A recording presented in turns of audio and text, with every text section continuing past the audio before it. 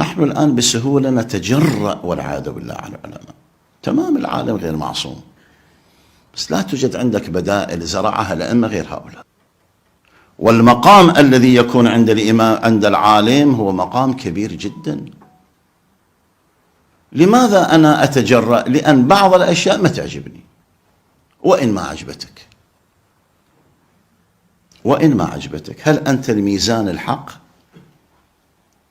خصوصا أبنائنا في مرحلة المراهقة. تعرفون المراهق يرى نفس العالم كله ممكن يغيره،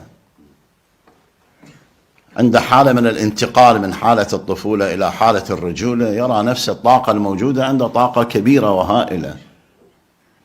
فالقرار في حالة المراهقة لم يستقر، يتلون يتبدل بحسب هذه الفورة إلى أن يستقر.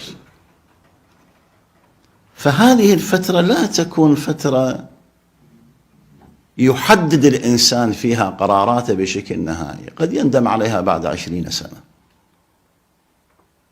فلا تكن هناك جرأة، لأن هؤلاء العلماء الله تعالى إن شاء الله يحفظ الحاضرين منهم ويرحم الماضين برحمته الواسعة، هم حقيقة السدود المنيعة، لولاهم لضعنا.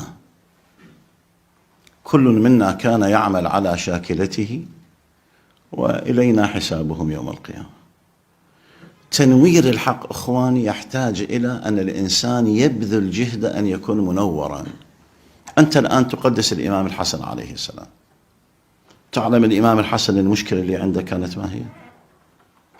أن أراد أن يصلي الإمام الحسين لم يسمحوا له بالصلاة، سحبوا السجادة من تحت. لماذا؟ لأن العقول كانت في الفتنة، سمعوا كلام الأشعث وسمعوا كلام فلان، لم يسمعوا من الإمام عليه السلام بنفسه، سمعوا أعداءه فيه، فأصحابه أو ما يعني الموجودون معه صدقوا أعداءه فيه ولم يسمعوا منه. شوف المفارقات اللي تحدث. يعني سمعوا أعداء الأشعث من أعداء الإمام الحسن وأمير المؤمنين. ماذا قال الأشعث؟ قال الحمد لله خرجنا وصالحنا الإمام. لم يسمعوا من الإمام، فعلا صار صلح أولى. وفي فورتهم اتجاوزوا على الإمام الحسن حتى بعضهم ضربه بخنجر في فخذه. وهكذا أصحاب الإمام الحسين عليه السلام سلحهم سيد الشهداء.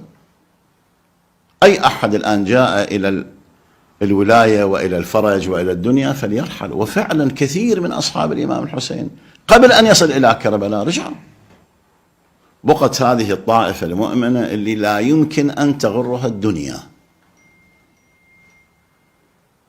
فمنعوا الاختراق في سيد الشهداء. حاول الأعداء أن يفتتوا جيش الإمام الحسين على قلته، لكن هؤلاء كانوا هم الطليعة وهم الرمزية التي نفتخر بها. شباب اليوم إن شاء الله تعالى لابد أن تميزوا بين الحق والباطل. نحن لا نعلم مصائر الأمور كيف تكون، لابد أن تميزوا.